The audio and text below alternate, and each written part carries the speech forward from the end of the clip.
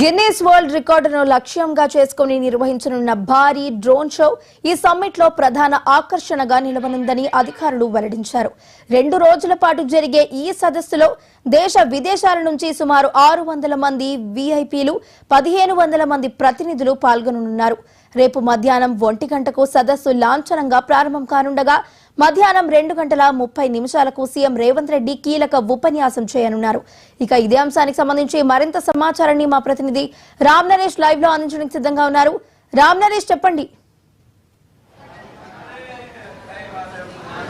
వైష్ణవి, మనం ప్రస్తుతం ఏదైతే భారత్ ఫ్యూచర్ సిటీ ఏదైతే ఉందో ఆ ఫ్యూచర్ సిటీలో ఉన్నాం. ప్రస్తుతం తెలంగాణ గ్లోబల్ రైజింగ్ సమ్మిట్ ఏదైతే జరుగుతుందో ఆ ప్రాంతంలో ఉన్నాము. ప్రజెంట్ మనం ఉన్న ఏదైతే ప్రాంతం ఉందో ఈ ప్రాంతం వచ్చేసి ఇది అంతా కూడా డిజిటల్ టన్నెల్. అంటే ఇక్కడ ఏదైతే సమ్మిట్ నిర్వహిస్తున్నారో ఈ సమ్మిట్లో ఒక ప్రత్యేక ఆకర్షణగా నిలుస్తున్న ప్రాంతం ఏదైతే ఉంది అంటే అది ఇదే అని చెప్పుకోవాలి. ఎందుకు అంటే రేపు జరగబోయే గ్లోబల్ సమ్మిట్కి సంబంధించేసి ప్రతి ఒక్కరిని ఆకర్షించుకోవాలి. అంటే పెట్టుబడులు పెట్టేందుకు వచ్చే ప్రతి ఒక్కరిని కూడా ఆకర్షించాలి. ఎందుకంటే ఇక్కడికి వచ్చే డెలిగేట్స్ అంతా కూడా ఈ రూట్లోనే వస్తారు కాబట్టి వాళ్ళని ఆకర్షించాలన్న ఉద్దేశంతో తెలంగాణ ప్రభుత్వం ఒక ప్రత్యేక ఏర్పాటు అయితే చేయడం జరిగింది. ఇది చూసుకుంటే ఏదైతే డిజిటల్ టన్నెల్ అంటే ఇక్కడ తెలంగాణలో పెట్టుబడులు పెడితే ఏ విధంగా ఉంటుంది, తెలంగాణ రాష్ట్రాలలో పెట్టుబడులు పెడితే ఎలా ప్రోత్సాహకాలు ఇస్తామో అదేవిధంగా తెలంగాణ రైజింగ్ అంటే ఏంటి అనే దానికి సంబంధించి వివరిస్తూ కూడా ఇక్కడ డిజిటల్ టన్నెల్ ఏర్పాటు చేయడం జరిగింది. ఇక్కడ హైదరాబాద్ నగరంతో పాటు తెలంగాణ వ్యాప్తంగా ఎలాంటి ప్రాజెక్టులు చేపడుతున్నాం, అదేవిధంగా అభివృద్ధి ఏ విధంగా సాగుతుంది ఏంటి అనే అన్ని అంశాలను కూడా ఇక్కడ డిజిటల్ టన్నెల్లో ఏర్పాటు చేయడం జరిగింది.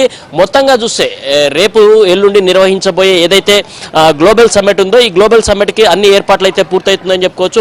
భారత్ ఫ్యూచర్ సిటీలో మొత్తం ఏర్పాట్లన్నీ చకచకా సాగిపోతున్న పరిస్థితి ఉంది. ఇప్పటికే ఉదయం ట్రయల్ రన్ అయితే రేపు జరగబోయే ప్రోగ్రామ్కి సంబంధించి సమ్మిట్కి సంబంధించి ట్రయల్ రన్ నిర్వహించడం జరిగింది.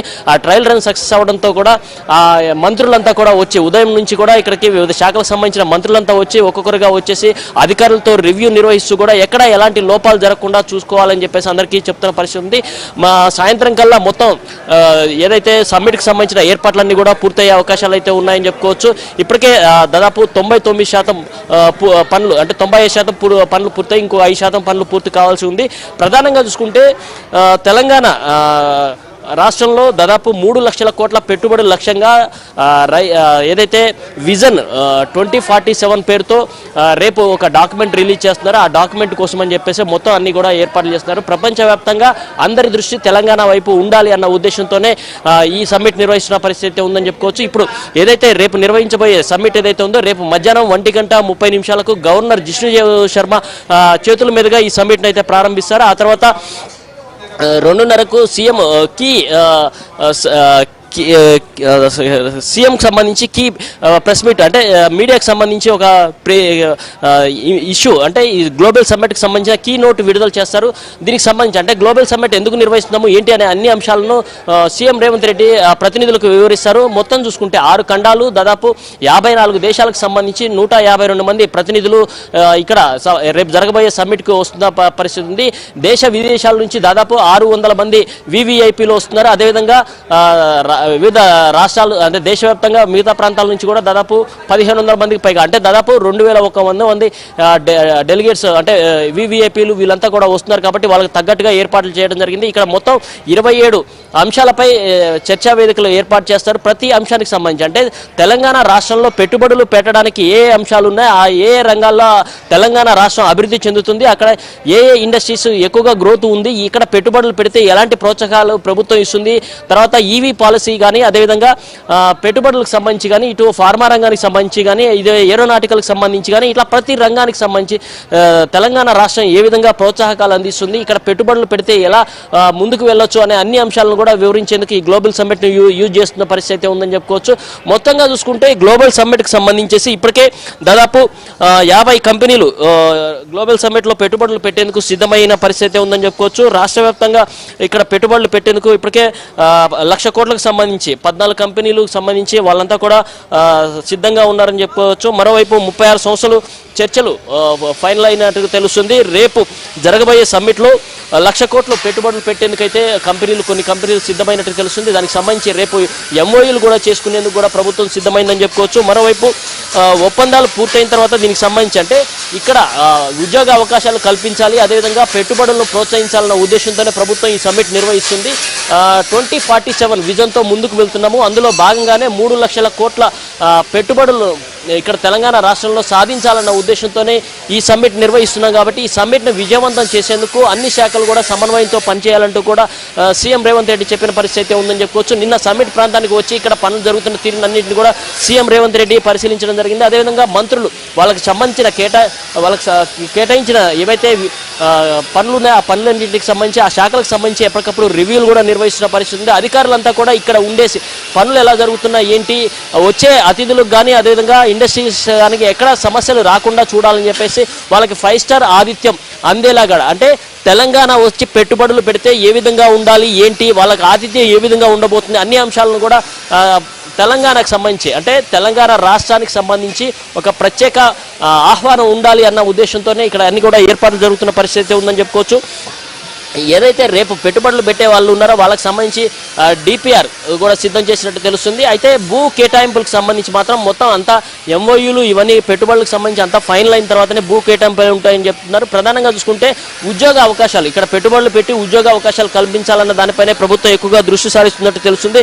మొత్తంగా చూసుకుంటే 27 అంశాలపై ప్రధానంగా చర్చించేందుకైతే వేదికలు ప్రధానంగా 4 వేదికలను ఏర్పాటు చేశారు. ఆ ప్రధాన 4 వేదికల్లో 27 అంశాలకు సంబంధించి చర్చలు జరిపే అవకాశం ఉంది. ఆ చర్చల్లో అన్ని శాఖలకు సంబంధించిన అధికారులు అదేవిధంగా మంత్రులు కూడా పాల్గొంటారు. ఆ పెట్టుబడులు అంటే ఏ శాఖలకు సంబంధించి పెట్టుబడులు పెడుతున్నారు ఏంటి అనే అన్ని అంశాలను కూడా ఆ చర్చల్లో ప్రధానంగా అంటే దేశ విదేశాల నుంచి వచ్చే పెట్టుబడులకు సంబంధించి ఆ కంపెనీలకు సంబంధించిన సీఈఓలు కానీ అదేవిధంగా అధినేతలు ఎవరైతే ఉన్నారో వాళ్ళంతా కూడా ఇక్కడ వచ్చి మాట్లాడే అవకాశం ఉంది. వాళ్ళు మాట్లాడిన తర్వాత దానికి సంబంధించి ఎంఓయూలు కూడా అంటే కొన్ని సంస్థలు ఇప్పటికే రాష్ట్ర ప్రభుత్వంతో పెట్టుబడులు పెట్టేందుకు సుముఖంగా ఉన్నామని చెప్పిన నేపథ్యంలో ఆ సంస్థలతో కూడా ఎంఓయూలు చేసుకునే అవకాశం ఉంది.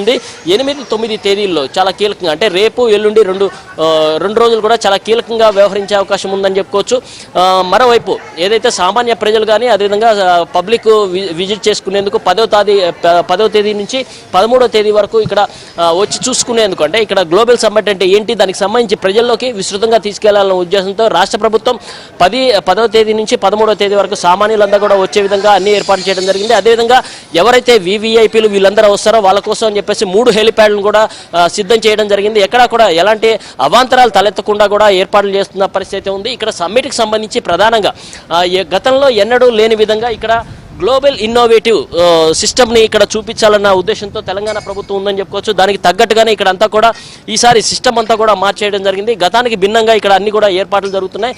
ప్రతి ఒక్కటి కూడా ఆసక్తికరంగా ఉండాలి. అంటే ఇక్కడ ఏదైతే భారత్ ఫ్యూచర్ సిటీలోకి వచ్చిన అతిథులు ఎవరైతే ఉన్నారో వాళ్ళందరికీ కూడా తెలంగాణలో పెట్టుబడులు ఎందుకు పెట్టాలి ఏంటి అనే దానికి సంబంధించి ఒక ఇన్నోవేటివ్ క్రియేషన్ అనేది ఉండాలన్న ఉద్దేశంతోనే ఇక్కడ అన్ని కూడా చాలా ప్రత్యేకంగా ఏర్పాటు చేస్తున్న పరిస్థితి ఉందని చెప్పుకోవచ్చు. మొత్తంగా చూస్తే దాదాపు మిగతా 54 కంట్రీలు అదేవిధంగా 6 ఖండాలకు సంబంధించి 154 మంది ప్రతినిధులు వస్తున్నారు. కాబట్టి వాళ్ళకి ఆతిథ్యంలో కూడా ఎలాంటి లోటుపాట్లు జరగకుండా చూడాలని చెప్పేసి ఉద్దేశంతో ఏర్పాట్లు అయితే జరుగుతున్న పరిస్థితి ఉంది. మనం చూడొచ్చు ఇక్కడ ఏర్పాటు చేసినవన్నీ తాత్కాలిక ఏర్పాట్లు అయినప్పటికీ కూడా చాలా ప్రత్యేకంగా ఏర్పాట్లు అయితే చేస్తున్న పరిస్థితి ఉందని చెప్పుకోవచ్చు. ఎందుకంటే ఇక్కడ వేసేయన్ని కూడా టెంట్ సైజ్ అంటే జర్మన్ టెంట్ టైప్లో ఇక్కడ అన్ని కూడా వేస్తున్నారు. వచ్చే అతిథులకు కూడా ఇక్కడ లోపలికి వస్తే 5 స్టార్ ఆతిథ్యం ఎట్లా ఉంటుందో ఆ టైప్లో ఉండే విధంగా అయితే ఏర్పాటు చేయడం జరిగింది.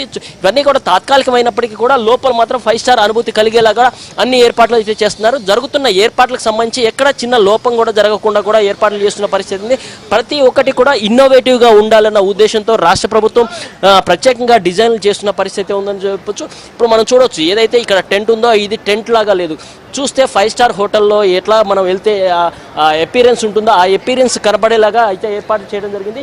వచ్చే అతిథులు కానీ అదేవిధంగా ఇండస్ట్రీస్ ఎవరైతే ఉంటారో వాళ్ళందరికీ కూడా ఇక్కడ ఇన్నోవేటివ్ అనేది కనపడాలి. ఆ ఇన్నోవేటివ్ అనేది వచ్చిన అంటే ఎంట్రన్స్ దగ్గర నుంచి చూసుకుంటే ప్రతి ఒక్కటి కూడా కనపడాలి అని చెప్పేసి చూపిస్తున్న పరిస్థితి ఉంది. తెలంగాణ రాష్ట్రంలో పెట్టుబడులు పెట్టాలి అంటే తెలంగాణ రైజింగ్ అనేది ఇంపార్టెంట్. దాన్ని ప్రపంచ దృష్టికి తీసుకువెళ్లాలన్న ఉద్దేశంతో రాష్ట్ర ప్రభుత్వం ప్రత్యేకంగా ఏర్పాట్లు చేస్తుంది. ఇక్కడ చూడొచ్చు ఒక రోబోను ఏర్పాటు చేశారు. ఇక్కడికి వచ్చే వాళ్ళంతా కూడా వచ్చిన తర్వాత వాళ్ళకి వెల్కమ్ చెప్పడం కానీ వాళ్ళ ఫేస్ రికగ్నైజేషన్ కానీ ఇవన్నీ కూడా చూసుకునే విధంగా ఇక్కడ రోబోను ఏర్పాటు చేయడం జరిగింది. అదేవిధంగా వచ్చే అతిథులు కానీ ఇండస్ట్రీస్ ఎవరైతే ఉన్నారో వాళ్ళందరికీ కూడా వెల్కమ్ పలిగేలాగా ప్రత్యేకంగా కూడా ఏర్పాటు చేయడం జరిగింది. ఇటు సినీ ఇండస్ట్రీకి సంబంధించి కూడా అంటే ఇక్కడ ఏదైతే ఫ్యూచర్ సిటీలో సినీ ఇండస్ట్రీకి సంబంధించి దేశవ్యాప్తంగా కూడా అదేవిధంగా ప్రపంచవ్యాప్తంగా సినిమాలు నిర్వహించుకునేందుకు తెలంగాణ అనుకూలము. అందుకోసం అని చెప్పేసి ఇక్కడ సినీ ఇండస్ట్రీకి సంబంధించి కూడా ప్రత్యేకంగా ఏర్పాట్లు చేస్తామని చెప్పేసి సీఎం చెప్పడం జరిగింది. అందుకోసం అని చెప్పేసి సినీ ఇండస్ట్రీకి సంబంధించిన పెద్దలతో కూడా ఇటు రాష్ట్ర ప్రభుత్వానికి సంబంధించిన మంత్రులు కానీ అదేవిధంగా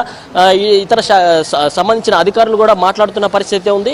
సినీ ఇండస్ట్రీకి సంబంధించి ఇక్కడ పెట్టుబడులు పెట్టేందుకు అదేవిధంగా ఇక్కడ ప్రతి అంశానికి సంబంధించి తెలంగాణలో పెట్టుబడులు పెట్టడానికి అన్ని అంశాలకు సంబంధించి చాలా కీలకంగా వ్యవహరించాలని చెప్పేసి రాష్ట్ర ప్రభుత్వం భావిస్తుంది. ఎందుకంటే పెట్టుబడులు పెడితేనే అభివృద్ధి చెందుతుంది. తెలంగాణ అనేది రైజింగ్ అనేది ఒక నినాదం తీసుకురావాలి. ఆ రైజింగ్ నినాదం కోసం అని చెప్పేసి 2047 అంటే 2047 అంటే స్వాతంత్రం వచ్చేసి 100 సంవత్సరాలు పూర్తవుతుంది కాబట్టి 2047 అనే విజన్ తీసుకున్నాము. ఆ విజన్లో భాగంగా ప్రపంచం మొత్తం కూడా తెలంగాణ వైపు చూడాలన్న ఉద్దేశంతో రాష్ట్ర ప్రభుత్వం ఈ తెలంగాణ రైజింగ్ అనే చెప్పేసి సమ్మిట్ నిర్వహిస్తున్న పరిస్థితి ఉందని చెప్పుకోవచ్చు. ఏదైతే భారత్ ఫ్యూచర్ సిటీలో రేపు నుంచి జరగబోయే 2 రోజుల పాటు జరగబోయే సమ్మిట్లో 3 లక్షల కోట్ల ఆదాయం పెట్టుబడుల ద్వారా రావాలని చెప్పేసి దానికి సంబంధించి ఒక ఏదైతే 2047 విజన్కి సంబంధించి ఒక బ్రోచర్ అయితే రిలీజ్ చేసేందుకు రాష్ట్ర ప్రభుత్వం సిద్ధమైందని చెప్పుకోవచ్చు. దీనికి సంబంధించి డాక్యుమెంట్ రిలీజ్ చేసేందుకు కూడా ఇప్పటికే అన్ని ఏర్పాట్లు అయితే జరిగాయని చెప్పుకోవచ్చు. రేపు మధ్యాహ్నం 1:30 గవర్నర్ జిష్ణుదేవ్ శర్మ చేతుల మీదుగా ఈ సబ్మిట్కి సంబంధించి ప్రారంభోత్సవం చేస్తారు. ఆ తర్వాత 2:30 గంటలకు సీఎం తన ప్రసంగం చేస్తారు. ఆ తర్వాత మళ్ళీ క్లోజింగ్ సంబంధించేసి ఏదైతే rising Telangana global summit rising సంబంధించిన డాక్యుమెంట్ ఏదైతే ఉందో ఆ డాక్యుమెంట్ సీఎం చేతుల మీదుగా ఎల్లుండి 9వ తేదీన రిలీజ్ చేస్తారు. మొత్తం 27 అంశాలకు సంబంధించి ప్రధానంగా చర్చించే అవకాశాలు ఉన్నాయి. పెట్టుబడులు పెట్టాల్సిన అంశాలు ఏంటి దానికి సంబంధించి 27 అంశాలు ఉన్నాయి. ఆ 27 అంశాలపై అయితే 4 వేదికల ద్వారా చర్చించే అవకాశాలు అయితే ఉన్నాయి. దీనికి సంబంధించి దేశ విదేశాల నుంచి ఇప్పటికే ప్రతినిధులు అయితే వస్తున్న పరిస్థితి. వాళ్ళకి హైదరాబాద్ సిటీలోనే 5 స్టార్ హోటల్స్లో అకామిడేషన్ అయితే ఇవ్వడం జరిగింది.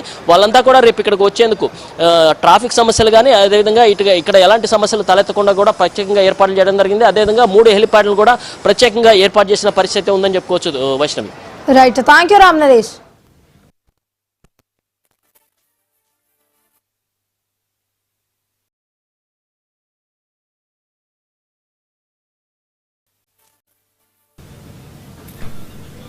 బులెటిన్లో షార్ట్ బ్రేక్ తీసుకుందాం.